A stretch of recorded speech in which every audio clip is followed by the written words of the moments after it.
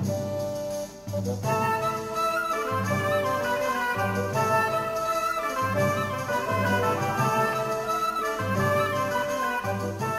pozemšťania, moje meno je Gameskipper a ja vás vítam u môjho prvého prázdninového vlogu. Dneska to bude o bodke za školským rokom. My sme mali bodku za školským rokom v nedeľu. Sa viazalo okolo Asterixovi a Obelixovi. Ešte sa smiem, ako vyzerali.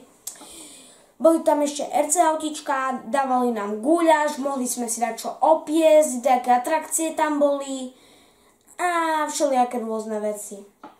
Možno, že ste tam boli. Keď ste tam boli, môžete sa vidieť v tým videu. Chcete vedieť link? Vlastne ten link je na ulož to a tam je to video. Tu je link. Ale vlastne vy ste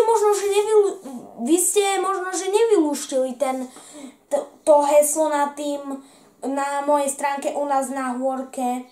Že nie. Takto je dobré, že si pozeráte toto video. Lebo v týmto videu vám dám jednu nápovedu a ukážem vám, že čo to je. Takže nápoveda je taká. Je to pán, ktorý vždycky chodí do kostola. A tým, komu tá nápoveda nepomohla, ešte vám chcem oznámiť dve veci. Prvá vec. Keďže teraz sú prázdniny, videá budú vychádzať viackrát za sebou. A druhá vec, môj otec si